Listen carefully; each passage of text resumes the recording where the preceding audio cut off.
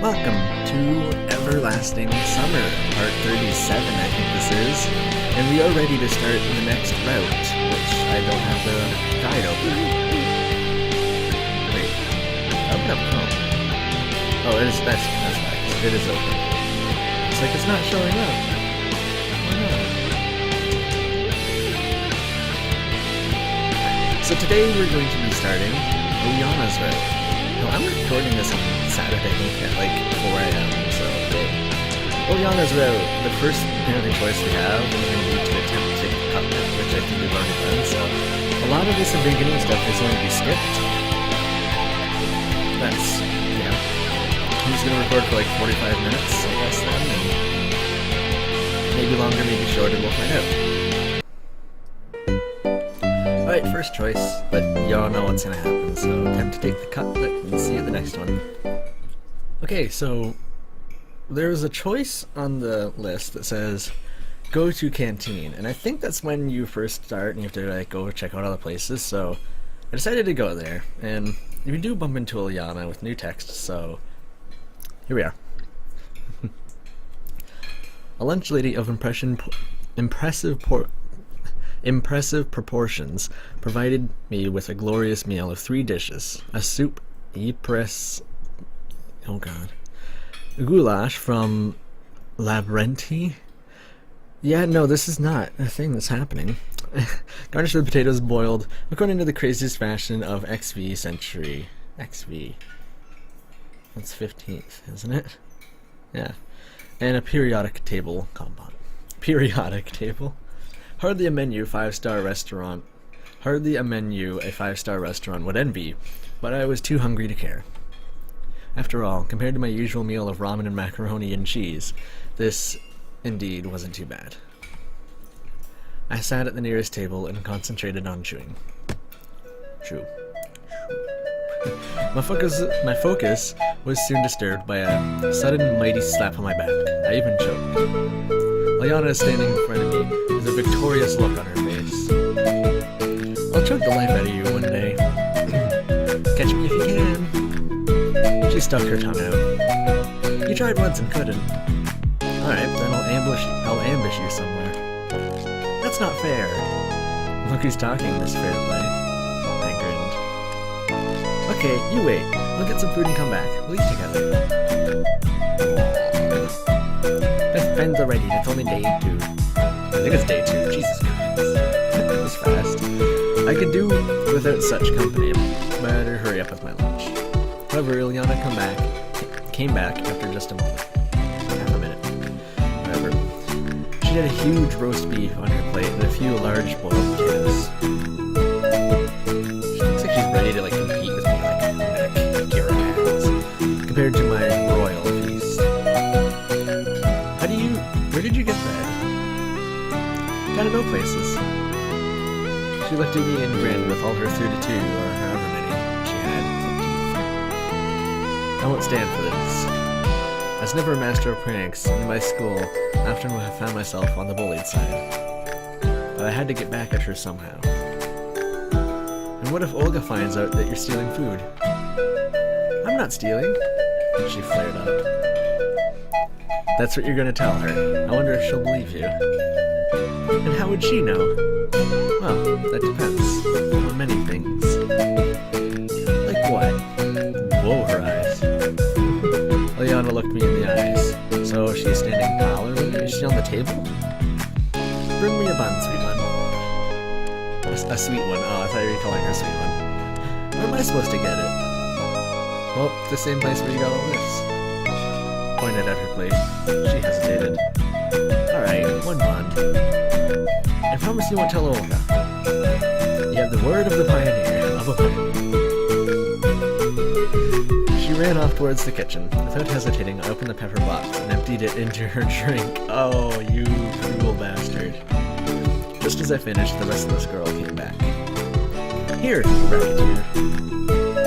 Looks like she didn't notice. Okay, now, who drinks this compound last carries trace? Don't be silly. Silly? Watch me. Don't play these childish games.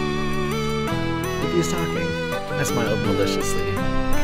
Huh, you watch me then. 1, 2. What the fuck's Sophie's doing? 2, 3. She didn't even let me grab my glass, and in one quick motion, downed her drink. Oh, you're dead.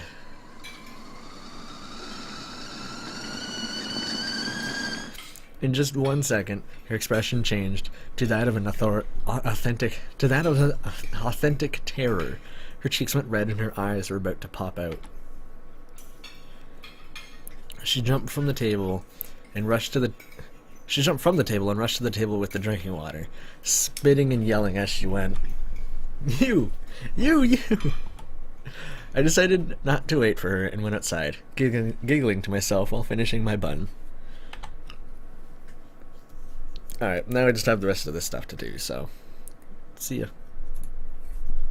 Alright, we're getting to the card game, and in the card game you want to lose against Ulyana, if you couldn't figure that bit out. I mean, that's kind of obvious. So, we'll get our thing, we'll skip the tutorial, that lagged for a second, and then we'll skip the tournament and lose against Ulyana. Alright. At least I won a single round. I left the canteen. It was still too early to sleep, and a short walk looked like a good idea. Where should I head to? Where should we head to? It doesn't tell me. So we've been to the bus stop, that's Slavia. Boathouse is somewhere, I think Lena. Or maybe this is Lena. Let's go scene. And scene. The events of the past day, kept flashing brightly in my head. That stupid, useless checklist. This foolish tournament. Hit the microphone stand, sorry. Tonight I had no intention of doing anything or to talking to anybody. The investigation of my complicated situation was the last thing on earth I would do this evening. I headed to the north. At least where I thought it was. It was my habit from my youth to go to the north. I liked this part of my hometown more than the southern districts. Traveling to the Black Sea resorts was never my thing either. Boundless forests and fields were much closer to me than beaches and Barkans. Barkans? Several minutes later, an open-air stage consisting of several wooden benches and a platform appeared before my eyes. I climbed onto the stage. So much varied musical equipment, loudspeakers, a microphone stand, and even a piano. I imagined a crowd of people in front of me, everyone screaming, shouting my name, myself blinded by the spotlights. Imagined a guitar in my hands and attempted to play along and striking solo. Play a long and striking solo. I suppose it looked pretty funny from a stranger's point of view. Weird guy swinging his arms on a stage, jumping around like an ape and making faces. Hope no one can see me here. Hey! Piped up from somewhere above.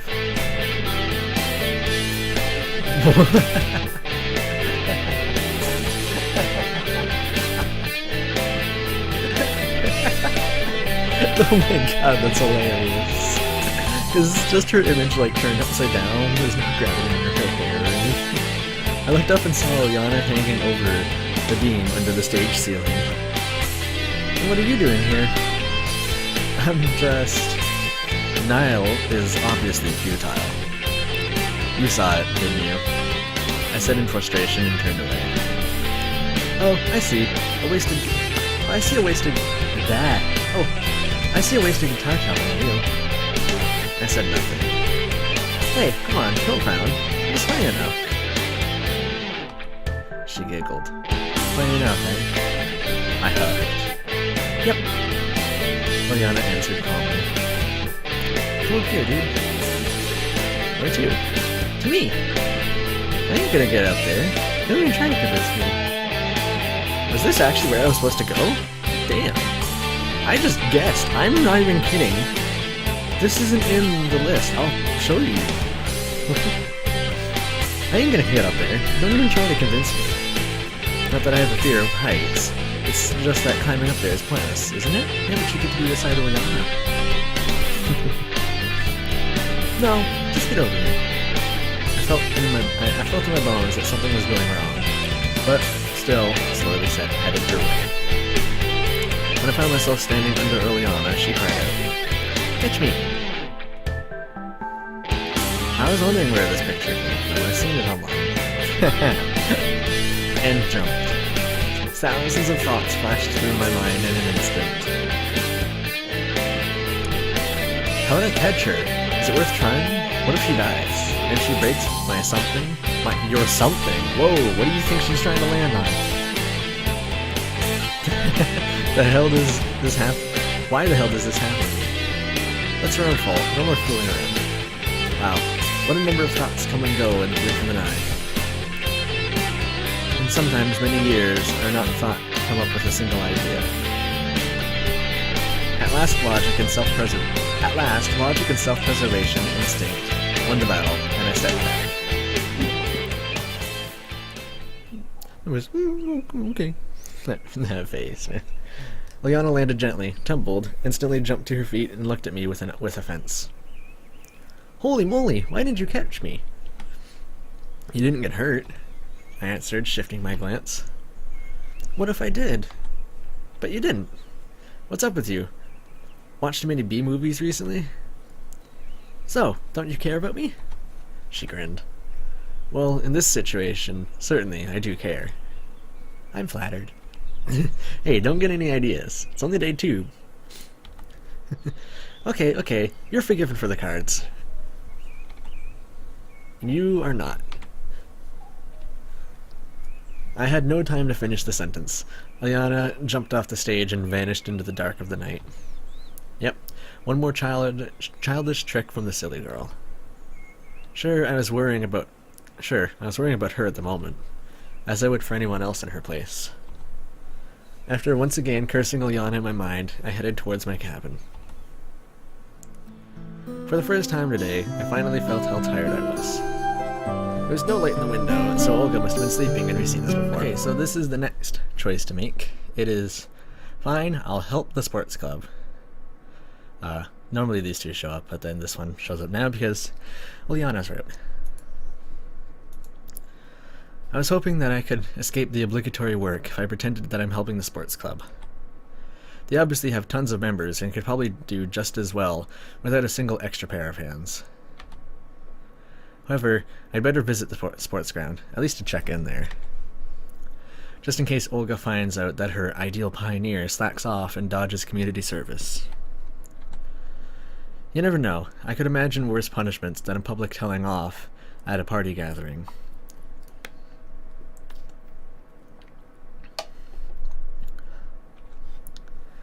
Wasn't really planning for that to happen. All of a sudden, I saw no cleaning, painting, or repairing, but a football match. They were playing 5 versus 6. Oh, how perfect. I took a closer look at the players and recognized Ulyana. I won't interfere, I'll just watch. The teams were obviously mismatched.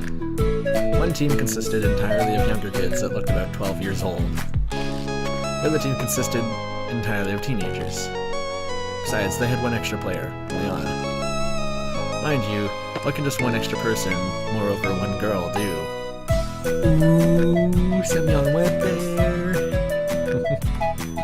Soon enough, I realized that I was mistaken.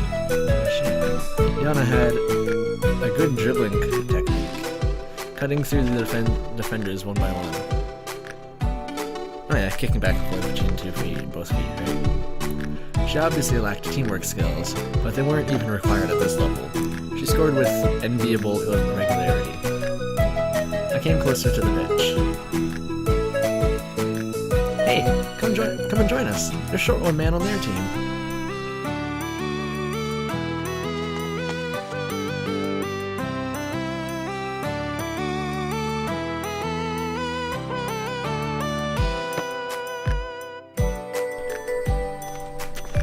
I guess that's what counts as community service here. We've already finished everything, said Ulyana, sounding insulted. I looked over the sports ground again. The benches were freshly painted, new nets placed behind the goals. How did they manage to get through all of this stuff? Well, there's 11 of them.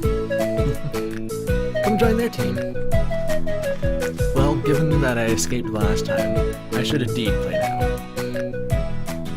Yay.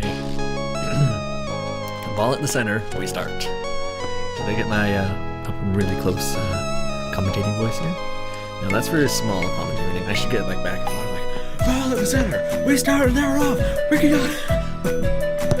With the very first touch, I put the ball into the top corner with a delicate strike.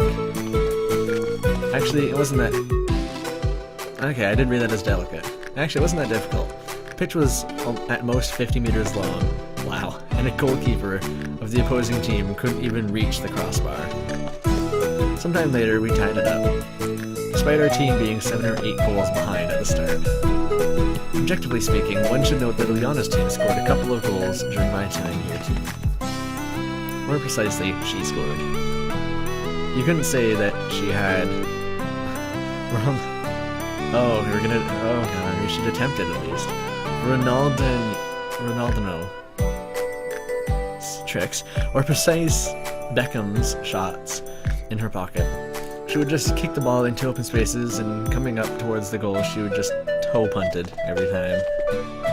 However, such a dull strategy brought positive results. I could not keep an eye on every opponent, and my teams were not much help. Teammates. Certainly, I played better than all of them, and theoretically I could have scored as many times as I wanted, but it seemed unsportsmanlike to me. Winning isn't everything, it's taking part that counts, isn't it? But after Ulyana's words...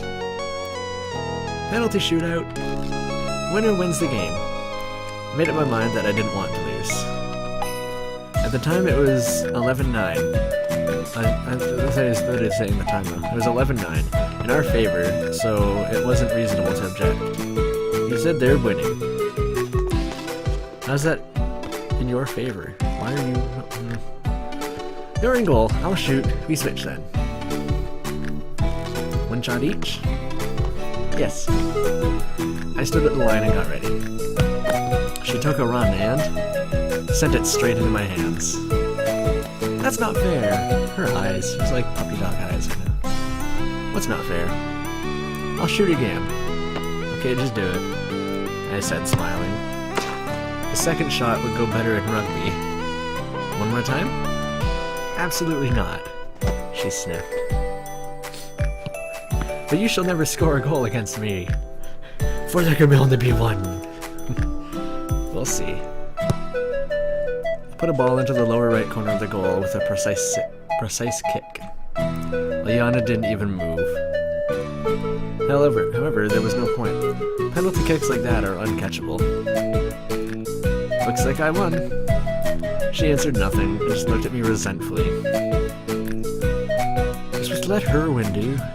I needed to lighten the mood. Don't get upset. I just am better than you. And that's when the music started playing, calling the Pioneers for lunch. Alright, I'll get even with you some other time. Now the next moment makes more sense. She laughed, waved her hand, and ran in the direction of the canteen. I juggled the ball a little and followed her. It's marching forward in a row. It's our Pioneer squad. I don't know what that tune is supposed to be. Usually march towards the canteen, which we've seen. Okay, so we're at the dance, as you can see, and it's just right after the moment. It stopped me here, and I realized what was going on. It's right after Slavia comes up to me and asks, "You want to dance?" And I say, "Maybe later." So it stopped here, so I guess we haven't seen this, and I went ahead if you haven't seen this itself at least. But Slavia left. I probably should not refuse her after everything she did for me, but I wasn't made for such activities. Is the camp leader playing guitar? So who's this?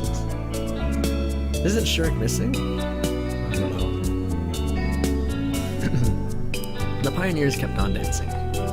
At least they liked the ball. Olga danced too. I consider that not really appropriate. The leader has to keep order around. Especially since she's not 17.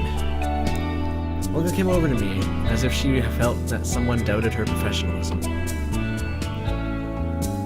Why are you not dancing? I don't really want to. Your choice. She smiled kindly. Then I have a perfect task for you. A task, which is... any other activity seems better than dancing. You cleaned the canteen well today, but... I think you haven't fully atoned yet. Ulyana! What? Come here. Ulyana came over to us reluctantly. I see you've had enough dancing for a long time now. No, I haven't. She was sweating like a pig, so it seemed that the leader was right. I have a task for you and Semyon. Olga! Ulyana begged. It's dance time now. It's late. It won't take much time. Slavia was sorting the books in the library, but hasn't finished yet. You have only a couple shelves to do. But no buts. For goodness sake. I don't like public work, but dancing. I'm ready. Good job, Semyon. That's my boy. A real pioneer. You should follow his example, Ulyana. Olga's voice has a lot of bass to it. Ulyana didn't appreciate such an example, though. So do it. The whole camp is relying on you. I'll remember this. I'll remember you. She hissed. The camp in the evening is beautiful. Why are we at Elisa's cabin? And wait, isn't Ulyana with Elisa? I can't remember. Silence and peace calmed me. Only the distant music from the square reminded me that I'm not alone here.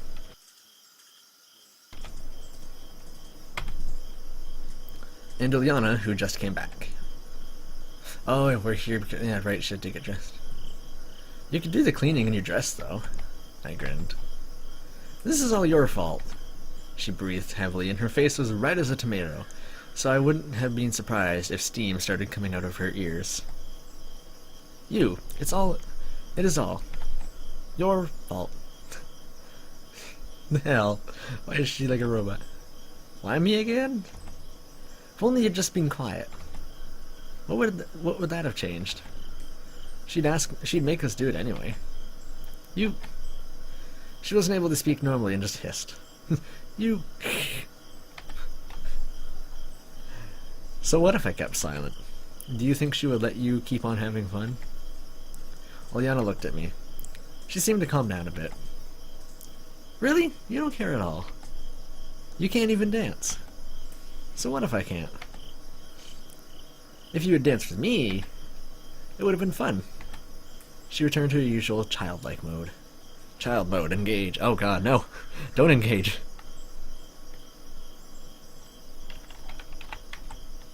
I might have. But you see how the things turned out. We won't have a chance to see who is a better dancer. We approached the library. It was already dark outside. I was slightly surprised by Olga's request. Or more like an order. To sort the books at night. This is so bizarre. There was no light inside and the switch didn't work, unpleasantly clicking with every push. It might have actually worked properly, but the lights weren't turning on. Wait, I'll get the candles.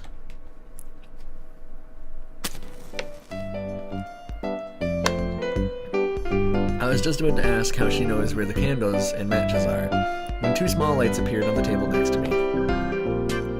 That's better, Ulyana said, satisfied with herself. What's next?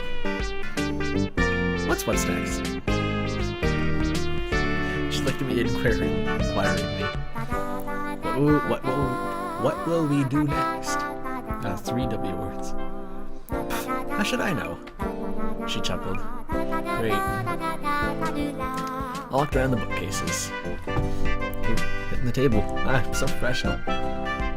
Olga said something about a couple of shelves. I touched the books and made sure that there was no dust on them. It looked like someone did a really good job before us. Having examined the whole library, I didn't find anything to clean. The leader must have made a mistake. Suddenly I heard footsteps from behind. The old cracked floor was creaking, so Ulyana wasn't able to sneak up on me unnoticed. Boo! I turned around. Oh my god, I'm so scared, please! Oh, whatever. She turned away resentfully. Looks really clean in here, so... The dimly illuminated rows of books looked at me reproachfully. Unknown authors from long forgotten years. I wonder if anyone still remembers them. Xenia must remember. Because Xenia's an elf. I'm sure that she remembers everything. Okay, sit down. Ulyana moved a chair over to me. I sat on it. So, what's next? Let's tell scary stories to each other. We have 2 chairs and 2 candles, so there should be 2 stories, one mine and one yours. Okay. I agreed without thinking. I hadn't the slightest intention of going back to the dance, and going by my experience, there was nothing to do in the camp at night. Especially as I knew a couple of nice stories which would be able to really scare Ulyana. And that was awesome. You first. Okay. Do we actually get the story? Oh, she's sitting back. Wait a second. She's sitting with the back of the chair facing her. She's wearing a skirt. Which means her legs have to be What the hell is up with this girl in this route? Oh my god. She made herself comfortable, embraced the chairs back with her arms, and moved the candle as close to her face as possible. Which turned her into a brunette. Once upon a time, in a village far away, lived a boy. Just a normal boy. He went to school, played with other children. There was nothing special about him. One day, he made a bet with his friend that he wasn't scared to go to the abandoned house. This music here, by the way, totally not fitting. So, what was in that house? Don't interrupt me. Inventing it on the fly? She patted her lips and continued. They say a witch has lived in that house, and people still see her ghost there in the night. Nobody knew for sure, but everyone was scared. The boy had said that it was all nonsense, and he was ready to spend the whole night in there. So he did, but he didn't return in the morning. He was found, hanged. Ulyana stopped talking again. Thrilling. Did he hang himself with his shoelaces? I said skeptically. She frowned again. Is that the end? Of course not. They buried the boy, the way it was supposed to be, the coffin and stuff. His relatives and friends grieved, but they couldn't bring him back. After a few days, people started to disappear in their village. Nobody knew how or why. They just vanished into thin air. The villagers wanted to call the police, but a friend of that boy, who hanged himself in the witch's house, told him that he had seen the boy. Nobody believed him at first, and people kept on disappearing. Then the villagers decided to dig up the coffin. There were long nail scratches on the inside of the lid, but there was no body. Where did he go? Ulyana moved her candle away from her and made a scary face, or at least what she thought was scary. In the end, all of the villagers disappeared, and occasional passers-by near the witch's house tell that they saw 2 ghosts. Dun dun dun! Ulyana blew out her candle and stopped talking. It looked like the story was finished. Wonderful! I applauded. Not quite Pulitzer Prize worthy, but... Are you scared? Frightened? Oh, I'm just shivering all over. Oh, whatever. Tell your story, then. I'm sure I won't even flinch. I get to do my voice again? I collected my thoughts and decided to tell a story I had read on the blog of an acquaintance of mine a few months back. He was quite a good storyteller, at least I liked his style, so success was guaranteed. I certainly didn't remember the story word for word, so I told it with my own words. There's a faraway space station, the last boundary of humanity, located on the border with a hostile civilization, the 3rd month of the ceasefire. It can't be really called a ceasefire, more like not a war. A small group of survivors is exhausted by a long siege. On one hand, they can't retreat, leaving the outpost. On the other hand, they understand that they won't last even a minute if the enemy attacks. Despair is the best word to describe Despair is the best word to describe this situation. The food is running out. There is ammo only for a few shots, which will only seem like greeting fireworks. There is only plenty of air and water, owing to the regeneration system. People didn't talk to each other for weeks at a time. They may just not see the point of wasting their time on communicating while death is at the door. Or behind meters-thick station armor sites. It is really better just to wait for the rescue, or enemies attack. Both outcomes will lead to the end of this torture. The situation looks like a chess game against an invisible opponent. It's the hardest part, endgame. Any wrong move will lead to defeat, yours or your enemy's. But does the enemy know about it? They may be afraid of making a wrong move too. Meanwhile, the humans may move their king, but only one square forward, and then one square back again. Any other move will automatically lead to defeat. A step forward is an implied threat to attack, and a step backward is a deliberate necessity of defense. The game would be much easier if the opponent was sitting in front of you. Even an experienced chess player can't hide nervous eye movements, the occasional drop of sweat, or shaky hands.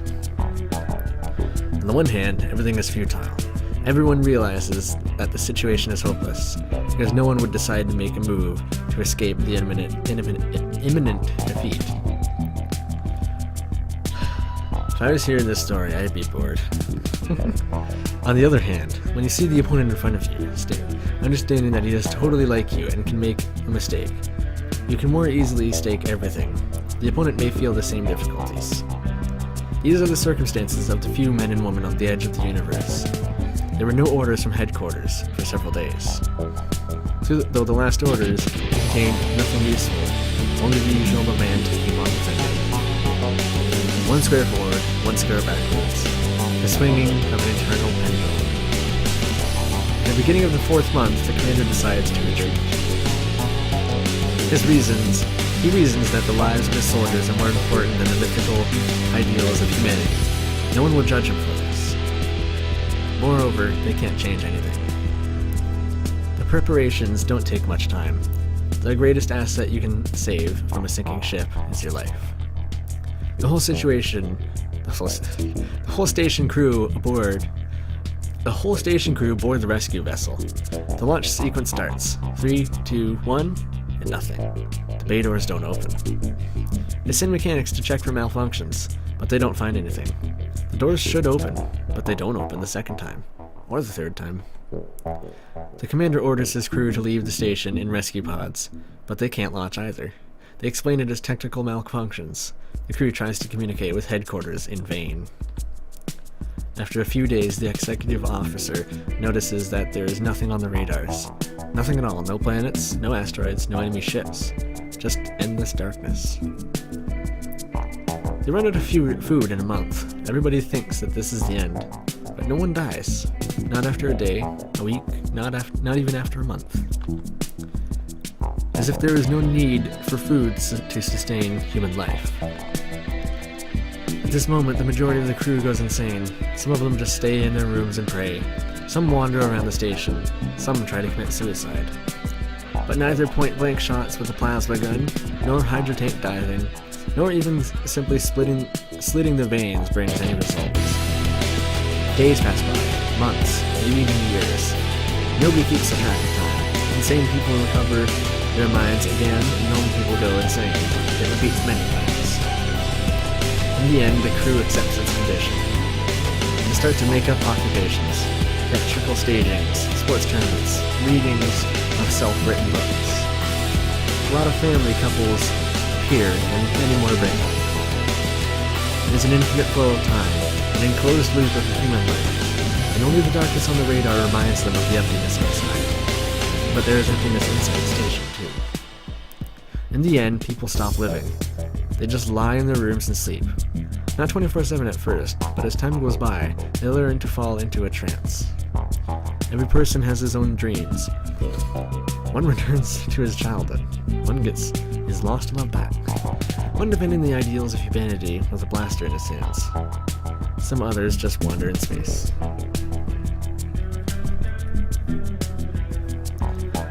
Shabby from skirmishes with the enemy, a rescue vessel docks at the station. The boarding squad gets inside.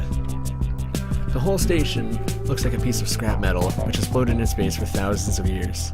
The reactor had shut down a long time ago. There were marks of the laser shots on the wall. The equipment was all smashed. They found decayed skeletons of people who died horribly defending the frontier of humanity in almost every room. And only one cryptic message sent to the headquarters implied that something was wrong. Save us. We just want to die. I finished the story and looked at Ulyana. Her face was concealed by the darkness. So that's the story. I blew out the light. Ulyana shrieked, rose up, and threw herself at me. Towards me. We fell on the floor. Again with the upskirts. Jesus Christ. What's up with you? Nothing. Your voice sounded very scared. Looks like my story hit the jackpot. I mentally congratulated myself. Ulyana wasn't having fun, though. She embraced me, shivered, and sobbed.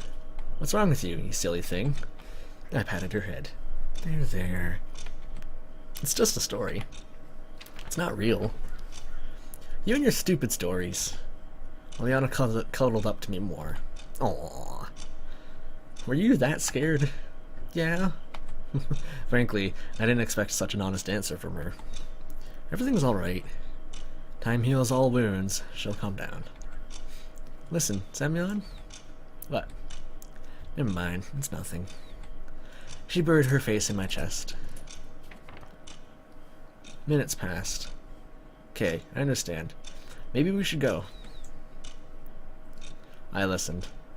Ulyana snored quietly. Hey, wake up. Can you even fall asleep from fear? You're cuddling. It's not fear. Wake up, I said. No reaction. I tried to stand up. Ulyana certainly didn't weigh more than 40 kilograms, but imagine yourself lying under such a weight. It's really not easy to stand up. You wouldn't think that Ulyana was dead. You would think that Ulyana was dead if not for her breathing. I certainly could make more effort. But then I'd wake her up, and it will start again.